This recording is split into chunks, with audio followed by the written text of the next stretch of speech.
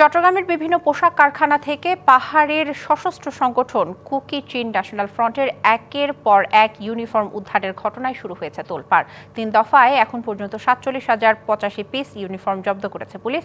ইউনিফর্মগুলো KNF এর নাকি অন্য কোনো জঙ্গি গোষ্ঠীর তা নিয়ে তৈরি হয়েছে ধোঁয়াশা। তবে এ বিষয়ে আনুষ্ঠানিকভাবে পুলিশের কেউ কথা বলতে রাজি হয়নি। পাহাড়তলীর নূর ফ্যাশন পোশাক কারখানায় গত ১.৫ মাস আগে ২২,০০০ পিস ইউনিফর্ম অর্ডার দেয় রিংভো অ্যাপারেলস। এর মধ্যে ১৫,৫০০ ইউনিফর্ম তৈরি করে তারা। মঙ্গলবার সন্ধ্যায় অভিযান চালিয়ে পুলিশ ইউনিফর্মগুলো জব্দ করে। আমরা তো এটা জানি না, আমরা এটা সাবকন্ট্রাক্টে করি, তো ওইটা আমাদের কাছে আসছে। আমরা বডিগুলো আমাদেরকে জিজ্ঞেস করছে, বডিগুলো কই আছে, যা আসছিল ওনারা ভিতরে গোডাউন থেকে বাড়ি করে নিয়ে গেছে। ১.৫ মাস আগে কন্ট্রাক্ট করার পর আমরা কাজটা করতেছিলাম, কিন্তু হঠাৎ করে দেখি আমাদের থেকে ওরা মাল নিতেছে না এবং আমাদের কোনো টাকাও দিতেছে না।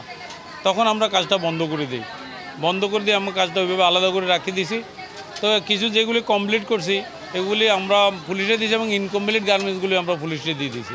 এর আগে গত ১৮ই মে নয়াহাট রিংভো অ্যাপারেলস থেকে ২০,৩০০ ও সোমবার একটি গোডাউন থেকে ১১,৭৮৫ পিস ইউনিফর্ম জব্দ করা হয়।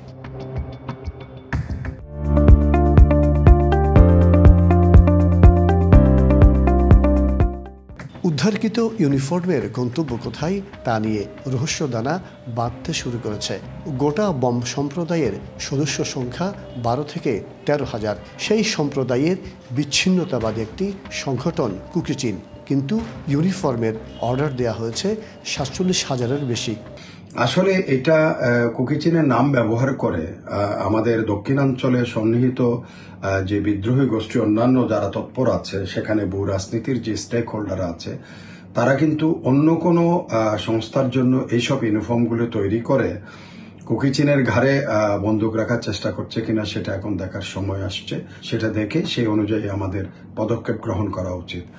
এ বিষয়ে পুলিশের কেউ কথা বলতে রাজি না হলেও মামলার এজাহারে ইউনিফর্মগুলো কুকি চিন ন্যাশনাল ফ্রন্টের উল্লেখ করা হয়।